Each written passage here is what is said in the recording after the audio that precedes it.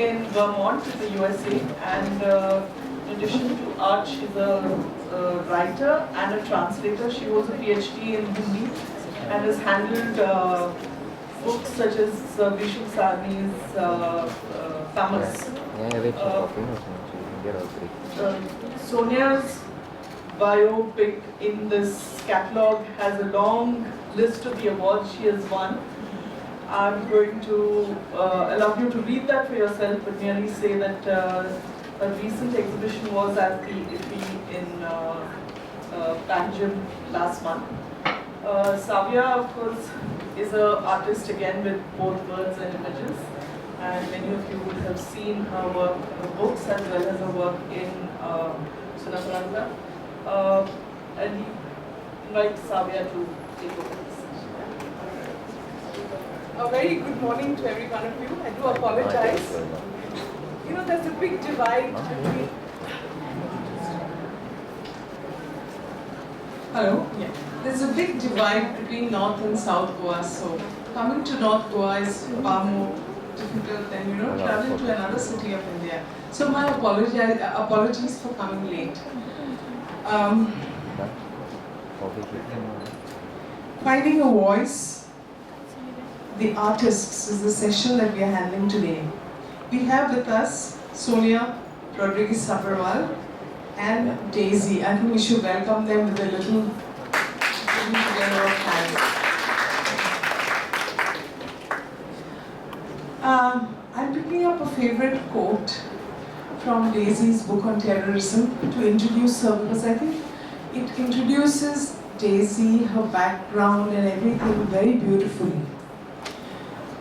This is from the book on terror, and it's an introductory paragraph. It says, Daisy Rockwell's grandfather, Norman Rockwell, created some of the most iconic illustrations of American life.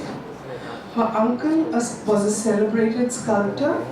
Her father built a giant pyramid inspired by Hindu temples, and Daisy paints terrorists.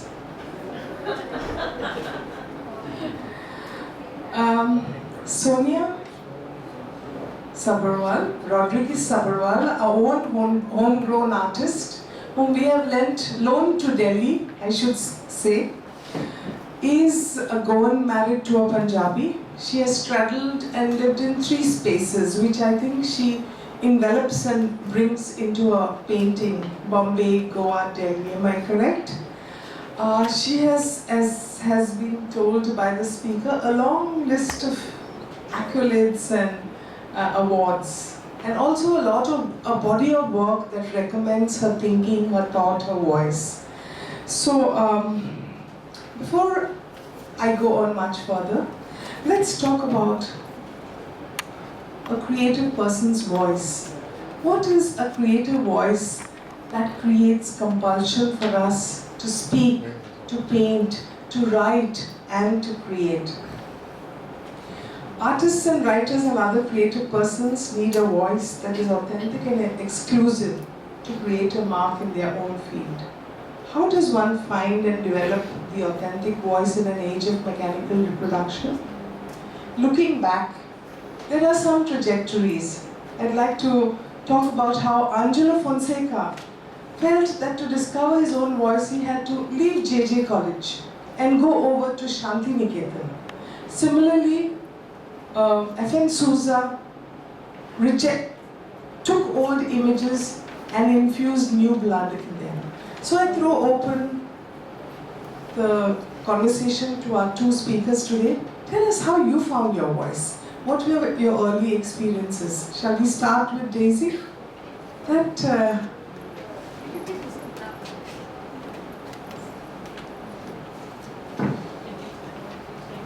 Yeah, I said, can you tell us how you found, what were the compulsions in your childhood, in your environment, in your own physical environment, in your home environment that made you discover the voices, the images that you are creating? I grew up, as she noted, in a family of artists. It's best known as my grandfather, Norman Rockwell, who was probably the most famous artist in the United States. But then my father is also an artist who's very different. My grandfather painted scenes of ordinary American life and became very iconic, so his images are all over calendars and in doctor's offices and things like that. Everybody's seen them everywhere, even if they don't know his name. But his son, my father, is also an artist, but of a very different kind. His work is very abstract and very experimental. For example, when I was little, he got all this heavy polyester thread and he started making three-dimensional sculptures. He first started in our house, and he would thread all the way across the living room back and forth and then suspend threads with small pieces of plasticine, sort of like a moldable clay that doesn't dry. So there would be these little balls hanging down. He kept going. He's a very compulsive person, so he kept going and going all day, every day, until finally we had to crawl on our bellies to the kitchen to get something to eat and crawl back out. So, art wasn't just a side part of my life. It was actually like a physically demanding kind of aspect. And then my mother is a painter as well. A very funny anecdote from my childhood is we had a television, and when I was about 3, my parents are neither of them very mechanically minded and they couldn't get it to work. So they took it into the backyard and they threw an axe at it. And my father got the insides because he's a details person. So he kind of took them apart and then they glued them to boards in different patterns. And my mother got the outside because she likes kind of broad perspective, and she took the muffler from her Volkswagen that had stopped working and she stuck it into the middle and then painted it in bright colors. So they actually already dispute which one of them threw the axe. This is what their marriage was like. So as you can see, like art was everywhere, and there was nowhere that art wasn't. And in fact, for my parents, they can't really even conceive of a moment in life without art. Like they're always pointing out patterns of light and color. And then of course there's the looming, incredibly famous grandparent, and I grew up in the town that he worked in. So even though I did art ever since I can remember, ever since I could hold a pen, I was given art supplies. And at a certain age in my adolescence, it became kind of oppressive because people would, at a competitive age with your friends when you're in an art class, and people would say, oh, well, you just do that, you're able to do that because your grandfather is so-and-so, or your parents are artists, and I started to feel like they didn't have my own agency. I wasn't able to do art for my own reasons. It was just this kind of genetic thing that fell into me, and so it had nothing to do with me, so it started to alienate me. So even though I continued to do some work through high school and a little bit in college, it became more and more vague and confused. And I look back, I did a lot of watercolors in college, but they're just kind of these little kind of weak designs, like little teeny pictures of little wiggles on them, there's really nothing in them at all. So I was very lost. So I decided to myself, I'm not an artist, I am a scholar. And I kind of renounced art, and I had been studying Hindi and other languages throughout college, and I went to graduate school and I did a PhD in Hindi literature, and I became a very scholarly person. And I wrote a dissertation, and I went on to teach in college, and but I was really not a very good scholar when it comes down to it. Although I like to translate and I like to read books and I even like to write about books in a critical way, my mind is not scientific. I can't just sort of put out an argument and then prove it. I can't engage with literature in that way. So eventually I just kind of started to fall apart. I couldn't find my rationale for doing this whatsoever. And I eventually quit my job. I was running the Center for South Asian Studies at University of California in Berkeley, and I just suddenly quit my job, and everyone was very surprised. And I had no plan, and I didn't even think I must go back to art. But I just sort of went home and I didn't know what to do, and I started to write grants for people to make a little bit of money. And then I was walking down the street one day in the town where I was living in California, and there was a printmaking class for etching. And I don't know if everyone's familiar with etching, but it's a very complicated process where you have to burn the lines, use kind of acid or a non-toxic kind of substances like acid to burn lines into a metal plate, and then you rub ink into it, and then clean it off, and then you run it through a printing press so you get wherever you made the lines and where the darkness comes out. It was a very complicated process. So I decided I would take an etching class, and this was something I'd never learned before. And I kind of convinced myself that I wasn't doing art, I wanted to learn this skill, kind of a craft. I started to do it, and then I sat down.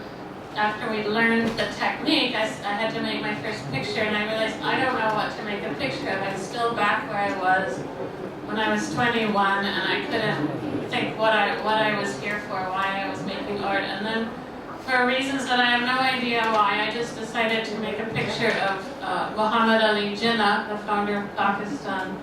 And then I ended up making about 30 pictures of Jinnah. And they started lining our house, and friends would come over and were kind of perturbed. And I still don't really have an answer about why I chose Jinnah, but I just made tons of them.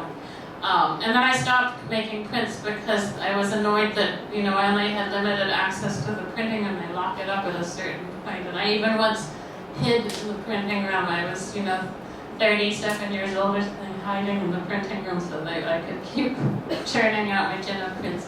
So then I switched back to painting, and I eventually found my voice at that point, which was not just painting terrorists or politicians, but engaging very heavily in news, in media, in a kind of the swarm of images that hit us on a daily basis from the internet. We get to see so many pictures every day on Facebook and Twitter and reading the news online, and I feel like my voice comes from trying to make sense of this barrage of imagery, and so in that way I actually reconnected in a way with my grandfather, because my parents were both interested in only using their inner voice. They consider that, they feel that art should come from within. And my grandfather and I both find our inspiration in kind of society at large, and so I sort of reconnected with that tradition and came to terms with, with having this far back connection. In fact, my grandfather's grandfather was also a painter. I read a biography recently. He painted very, sort of Victorian paintings, very detailed paintings of birds. And so this tradition goes for many generations, and I've kind of come to accept that as not as a burden, but as a legacy. That's quite a holy grail, from birds to iconic Americans to Hindu gods, and then to terrorists. Then through the halls of academia into the established patterns of education which he rejected, and then used, Jinnah to get her back into an art which he had rejected earlier. Sonia, tell us about your journey. Very unlike Daisy, my family was not in the artistic field, but my mother was a seamstress, and as a little girl I used to love drawing. And it was my father who actually encouraged me to take up art. I wanted to be a nurse, but he knew I was so bad in calculations and reading and vocabulary, and even pronouncing words. I couldn't even pronounce once upon a time. I had a very heavy tongue, so he said, "No, Sonia, this is not for you." I said, "Okay, Daddy, what do I do?" So he said, "Okay, you're very good in your art. There's an art college here in Goa." I said, "What? An art college?" Yeah. Oh, I jumped at once because I didn't have to study. It was just drawing all the time and just aesthetic and English. So at once I jumped into the art college, and now this is where I stand. I pursued my art very seriously, and I was very persistent with it. After college, after the theses and the viva and assignments that we were given, I was thrown into the world of art. And I passed out in 1989. It was really difficult during that time because we didn't have lovers of art then. But I had very close friends, very dear friends in the art field, and we worked together. And with that togetherness, we tried to find a line, rather a dot, into the art field, that where do we stand. Slowly we developed a style, I developed a style, and there was one famous saying that till date it's very true to me. It's by George Bernard Shaw. You look into the mirror and you see your face. You look at your work of art and you will see your soul. So this is something that really inspired me, and I always painted something, the happenings around me in my life, like in my childhood, the way I was brought up. Then there were topics like romantic union of a relationship. When I got married, I met my husband, who was a Punjabi, as Savia introduced me. So I painted the happenings of the Punjab life and different culture that I had, but it was really good. I was very accepted really well because the in-laws came from Burma, and being brought up in Burma, they were as good as being Goans. So that really helped me coping up with Punjabi culture. And secondly, I have a very encouraging husband who lets me do what I want to do. I'll ask him for one eraser, he'll get me 10. So that's something that's really encouraging, and that's where I have pursued my art. And I always painted images that are close to me and things that happen around me. So the latest exhibition which I had at the IFI was based on Amchi Sobitais. It was a tribute to our forefathers, because this is something which I wanted to do. It was a research-oriented project which I did on my own. There was no funds that were given to me. I funded myself, and by the encouragement of the people around me. So like visiting temples, museums, and various places in Goa. So that's where I did. It was a tribute, like before the Portuguese arrived, what was Goa like? What was the culture? Where did the people come from? And I studied the hero stones that we find at Goa Old Goa Museum, called the Viragas. And in that, there are images which actually show you from where the people, the different dynasties that came into Goa and how the cultural change actually happened. So that was my latest exhibition which I had. And that's where I try to find my way ahead to.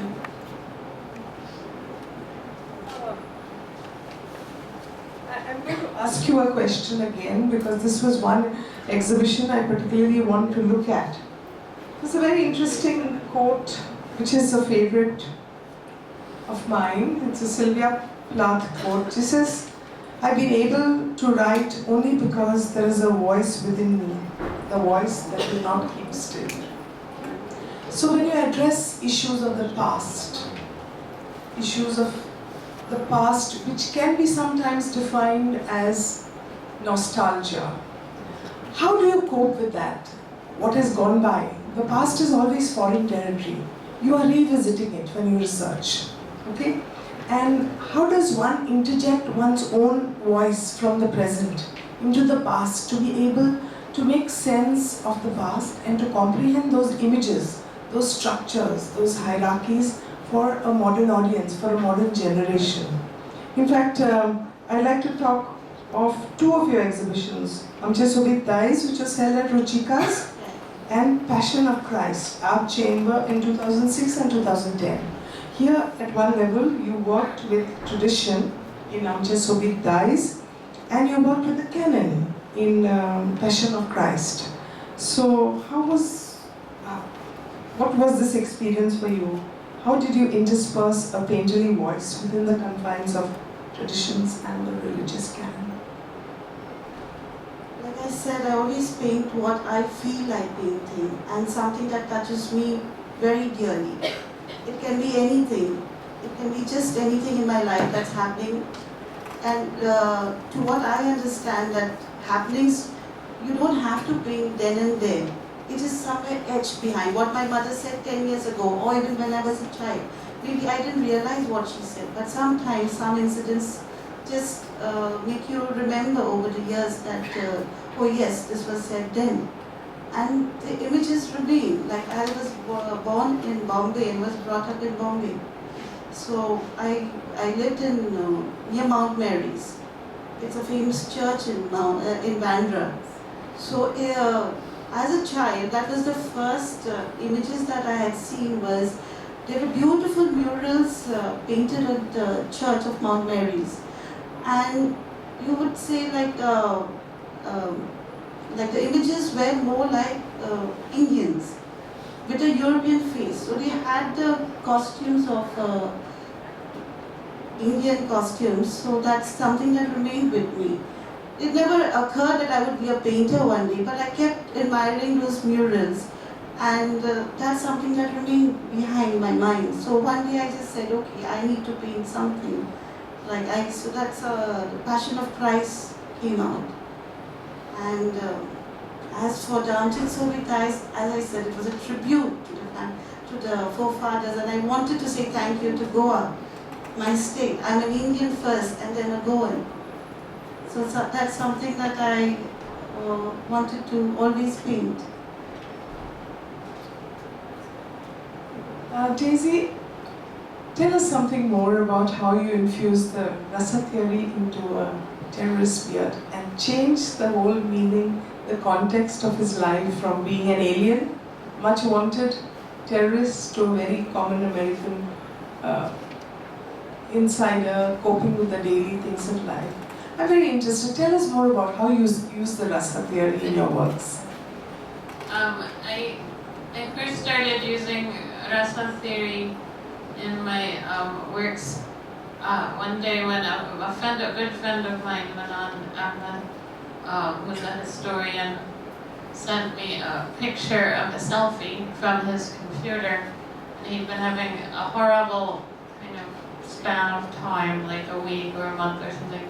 And to express that, he'd grown a beard, kind of scruffy beard. So he just sort of exemplified to me how bad things were. He sent this selfie of himself with a beard. And he was sitting at his desk, like with fluorescent lights up above. So it was a really kind of a bad photograph. Like it wasn't a good photograph, and he looked very morose and was kind of lit with this white light coming down his face. And so my very first thought was, he looks like a terrorist. And then I thought, why did I say that to myself? Like, how weird is that? So I thought, look at my good friend and think that. And I started to kind of deconstruct in my mind what it was about his selfie that made him look like a terrorist. So obviously the beard is one of those things that we expect to see on the face of a terrorist from media images.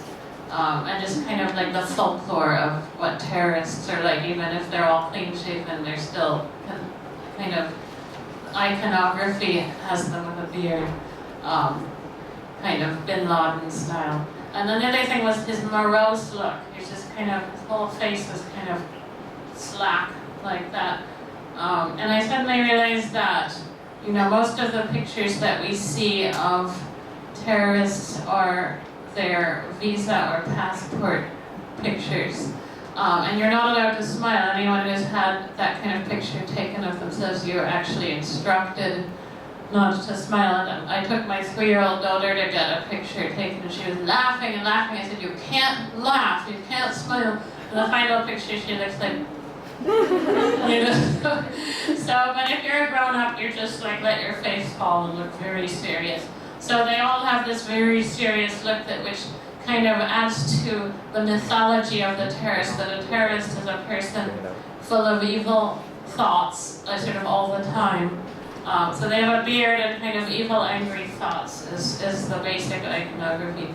So what I did with the Manon was I said, I thought about like how the way that your face, your facial expression appears has so much influence on the way that what people think of you as a person. And I started to think about rasa theory, the idea that that there are distinct moods that can be portrayed in the arts, according to Sanskrit aestheticians, so that you can have, they liked the idea that there were pure moods, that the best art had these pure moods expressed and not things in between, so like anger and surprise and, shringara, like sort of a romantic look. So I told him, I just sent him the Wikipedia on rasa, because he's actually Pakistani and is not like really that familiar with rasa theory. So he read the whole thing, and then every few days he'd send me a new selfie, and he was sitting in the same place in the office with the horrible light,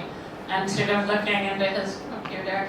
But I let him interpret for me each rasa, and only when we had real trouble with Shringara, because he was going through a rough patch in his marriage, so he was not feeling the Shringara. So he kept making himself look sort of evil and things like that. I said, no, you have to soften your face a little. So finally I said, how about like a Bollywood matinee idol kind of expression? So he finally managed to pull something up. So he would send each one of them to me, and then I'd make a portrait, and I wrote in Hindi at the bottom the different rasas, so Radra, and that one, which is the one, the sort of surprise one of like totally like, no, the kind of astonishment, I can't remember any, but he sent me a double image of himself looking at himself, so that was very fun. So I did this kind of whole series where, many times he just looked like this funny guy, but in some of them he looked quite terrifying, like with Rodrigues with the anger. And then I kind of took off from there. I started to think about different terrorists, or just alleged terrorists, or people that have been kind of these ridiculous characters that the FBI kind of sends an informant to get them to admit that they would like to blow something up, but they're actually not really capable of it. There's a lot of people involved in these stings. So some of them are quite foolish characters. And what I do is I look for images of them online that were on social media or something that don't show them in that passport picture. I just was curious to see what they look like under different circumstances. It's not so much that I have this great sympathy for anybody that wants to blow things up, which I have been accused of having that sympathy, but that I want to know who these human beings are. And so one of my favorites is of a guy who was caught. His idea was that he was going to go to Somalia and wage violent jihad, that's what it said in the newspapers, and he was on his way to the airport, and then the police arrested him, and he had on him a really big bag of candy from his parents' convenience store, and he had wanted to take his cat, Tuna Princess, but his mother had not allowed him to do that. So I found a picture of him online snuggling with Tuna Princess, and that was the painting that I did, sort of just kind of invert the idea of the iconography. And I think recently, just a day or two ago, I read a really nice article about the ways in which everybody is writing about ISIS in a very mistaken fashion, and how the preference is to kind of pursue a kind of modern demonology. So in other words, to think of terrorism or terrorists as something totally different from anything else in the world, like different from other radical movements or different from other wars, and that because there's a type of demon that we can't even really understand because they're so evil. So that's in a way what I'm looking at is this sort of inversion of the demonology of terrorism. This is fairly bold because at one level you're fighting the state imagery and you're fighting the media imagery to juxtapose images of the terrorist, the subaltern, and you're showing him in a warm human light. What kind of a public acceptance in an America that is so polarized is there for this kind of work? Strangely, I've had very little pushback from people. Like if I have a show, if I get to present my work exactly how I want to, which involves lots of text, because I'm a writer too, so I use lots of writing. So if I have a lot of text and I have a show, people come through and they understand why I'm writing, what I'm writing, why I'm painting, what I'm painting. They come away and they actually tell me, I'm not sure what I think anymore. And that's sort of what I'm about. It's not that I want to change your mind or impose my views on someone else. I want to open up some space in our thinking so that we can find other ways to think. I don't feel like I have all the answers. I just want to open the discourse. And the only time I really had trouble was that I have a book and it should be out for sale, or it's somewhere around here. I mean, they will show up for sale, called The Little Book of Terror. It was fairly well received, but then it was written up on the CNN website with the title, Norman Rockwell's granddaughter sympathizes with terrorists. So then there were immediately like 400 angry comments attacking me as a person and things like that. But that actually dissolved right away because I think internet trolls just sit angrily typing all day long and then they go on to the next thing. So like it didn't expand beyond that point, and actually got lots of fan mail after that article. There is a lot of other work that Daisy has done, writing her novels, translations, but I'm not going to touch upon that because she's there on other panels, so you can catch her, with specific questions on that. But we are running out of time, so I'd like to ask Sonia a question. Sonia, you've had a lot of solo shows and a body of work. How do you think your own artistic voice has grown over the years? Right, from your first show after graduation to now? Yeah, it has grown, and it has made me see myself as myself. Earlier, during college, even after I finished my graduation, I was still influenced by a lot of senior artists, contemporary artists. Very much influenced by them. But as you work, you find your soul. So that soul I have found over the years. Recently, I read somewhere that M.F. Hussain said, he owed a lot to F.N. Souza. In fact, F.N. Souza was his, godfather in art, his guru. What about you? Did you have a guru like that? Which of the Indian artists, which of the Goan artists have influenced you? Who do you look up to in the art world to help you kind of evolve the voice and the kind of style that you now have? In college, as I was studying, I was very much influenced by Angelika Menon. It's basically the forms and the colors that she was using.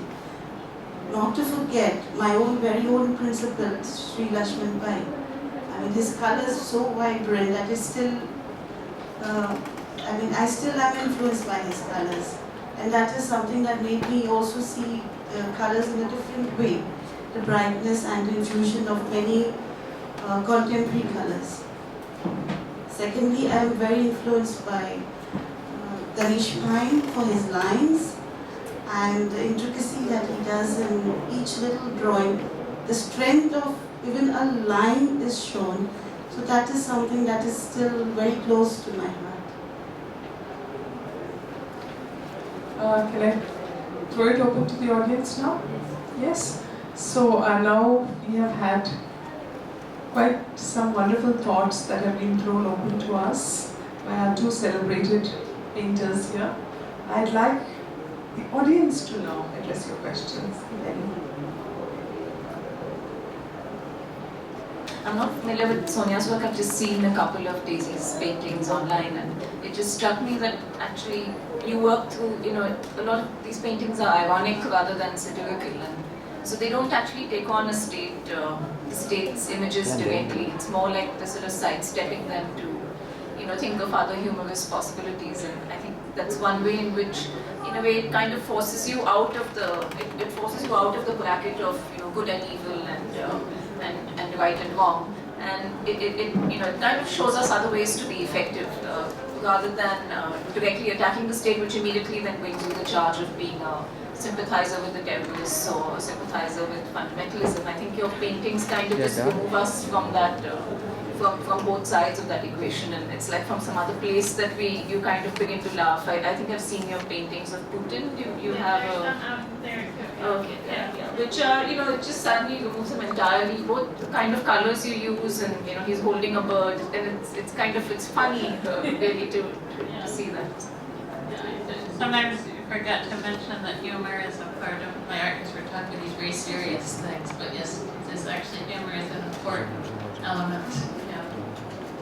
I think what you mentioned about humor, you find that if you are opposed to an ideology or a position or a way of life, if you are opposing it, that means you are taking it seriously enough. But if you use humor, for example, when Chaplin made The Great Dictator, Hitler hated him.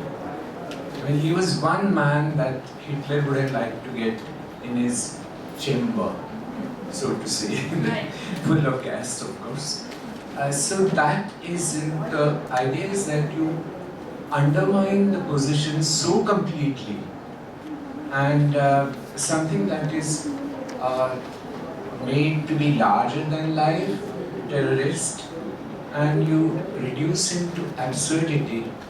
And I think that is one way which is really fantastic, because we have so much suffering and pain, and yet if you have the ability to laugh at somebody who has done it so absurdly, so I think that's a great strategy. Would you like to elaborate a little about this? Yeah, I think the sense of humor is really important, because if we don't, if we can't find a way to laugh, then I think we're sort of playing into the hands of the good and evil argument, which is, you know, not really very helpful in dealing with anything. I mean, we know, for example, that what an organization like ISIS wants is there to be a huge civilizational clash, and they're very effective at kind of getting people to ramp up rhetoric, and so we play into that by treating them with great seriousness. And the same with, I mean, I also make humorous paintings, like I made a whole series of George Bush with his Scotty dogs, because he loves dogs. So I also lampoon world leaders of all kinds, but not in I don't feel like I will ever want to caricature. It's not that kind of humor where you're just poking fun at. I want us to kind of have a quiet humor that allows us to think in different directions. So, like if you look online, you'll see caricatures of almost every world leader, but I don't find those funny in a way, because it doesn't help us ask questions. Like and in fact, people often don't get offended by pictures that I do, even if they are very sympathetic to the figure in the picture. For example, I had an exhibit with a bunch of Gaddafi paintings, and this man came up to me who turned out to have been very intimate friends with Gaddafi, which I did not expect at my opening. And he said, my only complaint about your portrait is that it was too small, because he wanted to see, you know. But yeah. Walked in a bit late, so I'm not sure if this has already been addressed, but I would be interested to know how the subjects of your portraits react when they see them exhibited. Do they see them exhibited? Actually, I don't know if anybody has. Because I've always, except for if it's a friend that I've been working with. So I do work with a lot of friends, but the famous people, I don't know if, although I noticed this one of George Bush and his dog Barney has had more hits on my Twitter site than anyone else. I always wonder, because George Bush has become a painter. For those of you who are behind on George Bush's activities, yeah, he actually spends all his time painting. And he's kind of a horrible painter, but he, but he really cares about it, and he in fact paints his Scotty dogs too. So I have this fantasy that George Bush keeps my painting up like on his desktop or something this way, because it has like thousands and thousands of hits and flickers. So. He's working on a strategy to retaliate. Yeah. Or maybe he wants to buy it, So thank you very much, Daisy and Sonia. It's been wonderful sharing the dice with you. And all power to you. Thank you. Thank you.